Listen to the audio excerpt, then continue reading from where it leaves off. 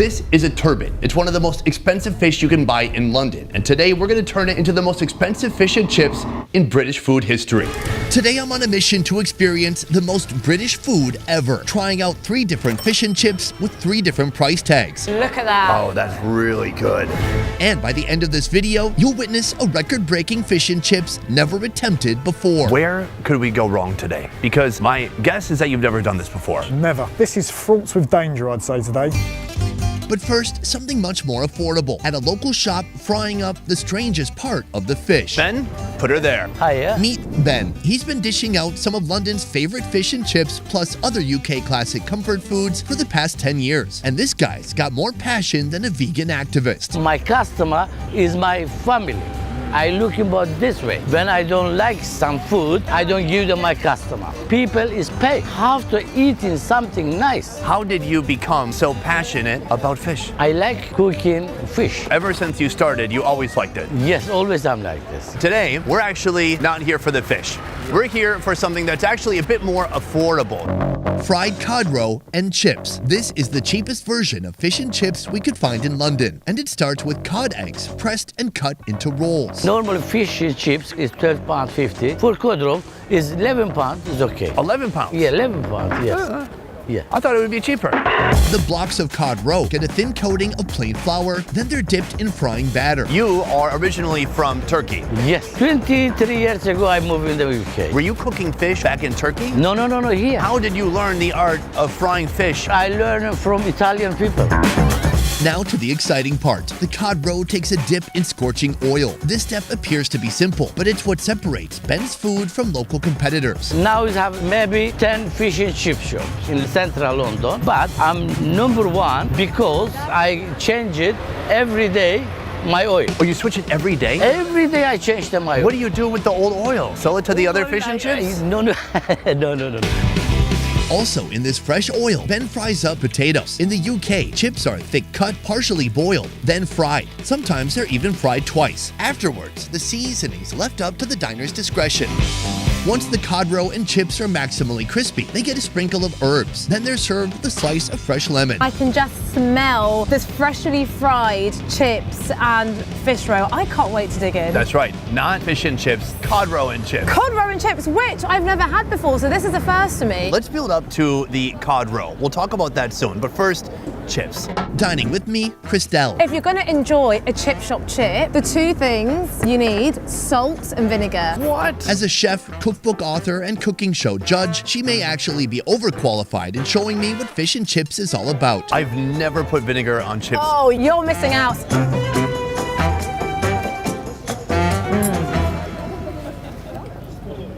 Interesting. It's slightly crispy on the outside, and then on the inside, it's almost like a steamed potato. Let's see if I taste the vinegar.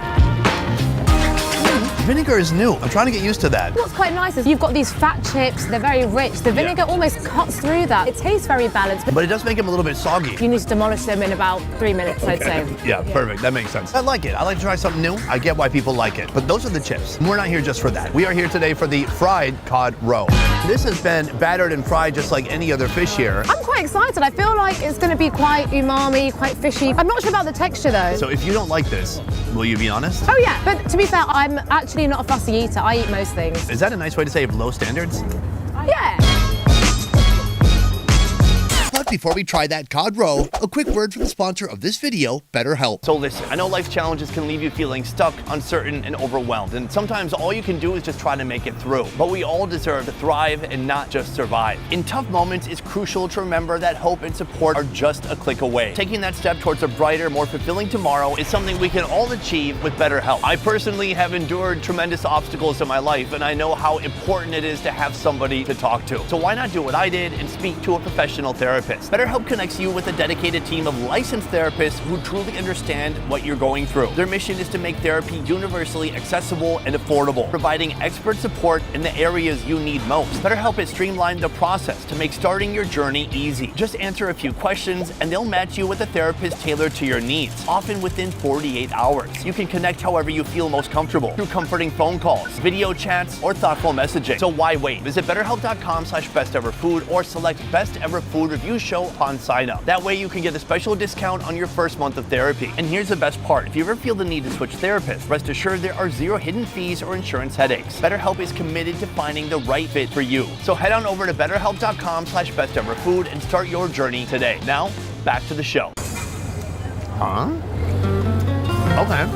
I'm quite enjoying this. It's very warm, very much like a soft, squishy pate. You can still feel some of the textures of the eggs, Which I quite like. which I like too. You've got the crispy batter, the inside soft. I actually really like the flavour. And also, with any fish and chip place, it's all about the quality of the batter. This is a really lovely crisp batter, and the oil that's been soaked into the batter is a really fresh oil, so everything tastes really fresh and light. You're from London. Yes. What is your relationship with fish and chips? Fish and chips, when you have a bite of it, you kind of get the sense of deep fried nostalgia. It's a quintessentially British dish. It's comforting. It is indulgent. I love it. So this is our appetizer. This is our warm-up into the day. By the end of this video, I personally will be trying the most expensive fish and chips ever to be made in London. Wow. But first, we have yet to try the classic fish and chips. Traveling back in time to the very root of this historic dish, we find ourselves at Rock and Soul Place, the oldest standing fish and chip shop in London. This place has been around since 1871. Yeah, and the original family taught our family as well. So we're the only chip shop really in London that has a direct link to the very beginnings. Can you tell me about the origin of fish and chips in London? The immigrants' mill. The Jewish community were the first ones which were doing fried fish. And then from the French you had the pomfret. It was the Jewish community that looked at the two products and thought, get them together, and it just hasn't looked back since. So it was a meal made by immigrants who traveled here, and then it's just become part of the fabric of British culture and British cuisine. Here they offer fish and chips with a variety of fish options, from the affordable haddock to the more expensive skate. But the most popular choice, ever since the creation of fish and chips, is cod. Every day, fresh cod is bought from a local market and filleted. Then the 153-year-old recipe begins. It's chunky, there's good moisture. When it's cooked nice, it's hard to beat for the texture and the quality of what you're getting. Oh, you're making me hungry. After portioning, the cod is rolled through flour, then dipped in a batter mixture made of water, flour, and butter. This wasn't the very first chip shop to open in London, it was the third one, and the original two have since gone. How is it that this restaurant perseveres while the others are just flaking away? Things dropped from the sky during the Blitz. They got taken out during World War II. That's it, because they were in the East End, and the East End was the hardest hit. Wow. Besides surviving World War II bombs, this restaurant also organized meetings in their basement to provide food for displaced people. Even during wartime, fish and chips were so significant to the people that the UK government safeguarded its supply. As for the chips, they hand-cut the potatoes into thick chunks and deep-fry them for 10 minutes. To serve, plate up the fish and chips with a zesty slice of lemon and a ramekin of tartar sauce. Should we try it out? I think so. Let's do it. Okay. First of all, I just have to do this. I want to break it in half. Go on. I'm excited. Go I on. want to see how steamy it is. Look at that. Oh, that's really good. I know you wouldn't typically do this, but I think we should just try it plain. I'm also going to copy I you. just want to know how it tastes. Do you know what I love about it? Tell me. What is so important with fish and chips is the ratio of fish to batter. The batter is so thin, the fish is so flaky and fat, and you can taste how fresh the fish is. The batter doesn't overwhelm, it actually complements the fish. It is light, crispy, flaky, the fish is soft and buttery. Oh my gosh, this is so good. Can you just take over my show? You talk, I eat. With pleasure. I would say you can taste the freshness of the fish, but there's no real strong, bold flavors. There's not a lot of seasoning, but that's why we've got the tartar sauce. Exactly. It's a mayonnaise-based sauce with dill, you've got capers, gherkins. Tartar sauce is as important as the fish itself. Sour, creamy, full of dill. It is delicious. Yeah, it's just the perfect amount of seasoning, and it just ties everything together. This sharp, herby, fresh sauce with that fresh fish, the crunchy batter. It is just, oh, it's such a good combo. Yeah. And then, Chips? Oh, yeah. in between, all part of the experience. They have great tartar sauce here. There's no way you could have an operation like this that's so iconic and just have store-bought tartar sauce. The owner said they've had their own formula, and he said they've kind of even toned it down a bit to not be too intense or too sour. It's all about complementing, not overwhelming the fish, and I think they've done such a good job. Have you ever complimented a fish? No, I'm actually quite scared of animals. Oh. Yeah, I don't mind eating them. Do you think we're missing anything from the classic fish and chips experience right now? For me, this is a perfect plate. What a lot of people might think is missing are mushy peas, green peas that have been blended. I personally don't think they add a lot. The other thing, which people do, is they order a chip butty. And what it is a bread bun, mushy peas, chips. I'm tempted to try it, but I need some more beers. Cod is the perfect choice for delicious yet affordable fried fish. But what happens when you make this iconic dish using the most expensive fish you can find in London? Well, this is a challenge only one chef was willing to take on. So today we're going to be making the world's most expensive fish and chips. Look at the size of this thing. Massive. As a veteran chef, MasterChef contestant, and judge, Theo has a good shot of succeeding. Before coming to London, we reached out to different locations, even high-end locations, and asked if they would be willing to take on the challenge of making a very expensive premium fish and chips. All of them said no. Oh man, well I think it's hard. If the restaurants have got a service going on, that's a well-oiled machine. So suddenly to include something from the side that they've not got part of their process, that's quite tough to do. And equally, the dish we're doing today is expensive. It's big bucks. To make the most expensive fish and chips, we've sourced the most expensive fish available. This massive turbot, costing an astounding $229. It's line caught, so it's expensive to catch, but it's the most beautiful fish. It's succulent, it's meaty. I mean, it blows almost every other fish out of the water, excuse the pun. Turbot is typically reserved for gourmet, high-end fine dining. To deep fry such a luxurious ingredient is unthinkable.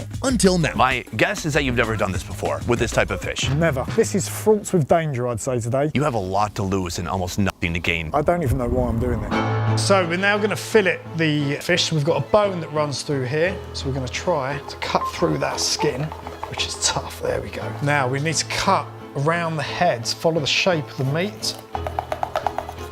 Oh, it's a tough fish. So let's get a pair of scissors out and start trimming this fin. Big fish like this, he's lived a long time, and that skin is impenetrable against the other fish, which is genuinely, it's like leather. We can make a pair of shoes at the end of this.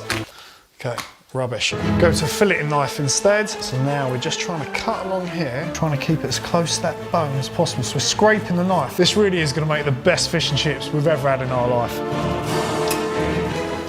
And then this is our first fillet. Look at that. Beautiful. That weighs so much on its own. You could sell that and buy a small car. Theo meticulously runs his knife through the turbot to extract another meaty fillet. Then he flips the fish and cuts out two more, leaving the skeleton behind. To make each fillet perfect, Theo slices away the thick skin and trims the edges. Hit the fillets with a little bit of salt with a little bit of flour. And now the batter. To match the luxury of this turbot, mix flour, salt, baking powder, and champagne. Forget beer battering. This is a fish batter for the 1%.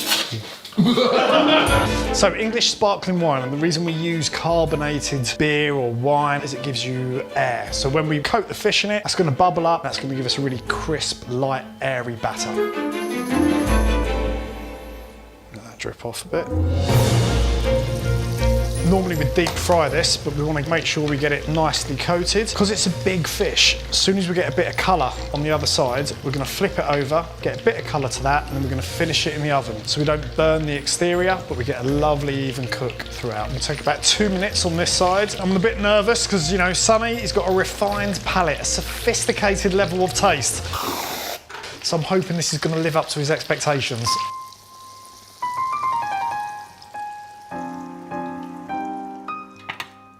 Once all fried up, the 4 pieces of fillet head to the oven, and Theo moves on to the chips. Chop up 4 fresh potatoes, thick cut in true British fashion. Parboil the potatoes for 6 minutes, then after draining, they go through a 2-step frying process. The first fry to lightly cook them through, then the second fry to crisp them up.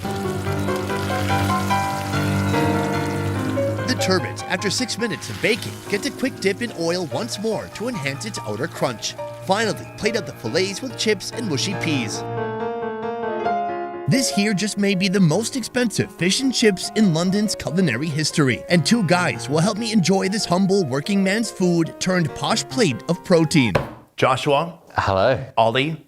Hello. Today we become part of history. It's a bit weird though, getting such a fancy fish and putting it in fish and chips. It's a bit like dressing King Charles in an Adidas tracksuit. Josh and Ollie created the YouTube channel Korean Englishmen in 2013 안녕하세요. to introduce Korean culture, food, and lifestyle to a global audience. That's my favorite. Then in 2017, they expanded their platform with Jolly, This is above and beyond. a channel exploring culture and food beyond Korea. Back to the fish and chips. Yes. So just give me one or two things that you look for in good fish and chips, Firstly, mushy peas. not fish or chips.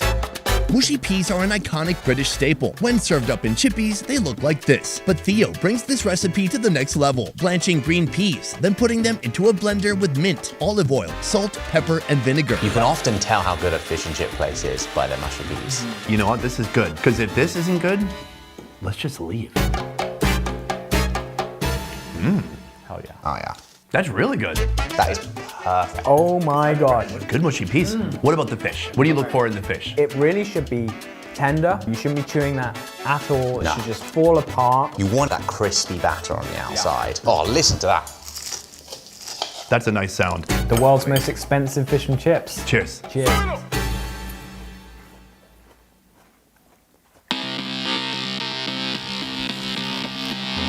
I love that.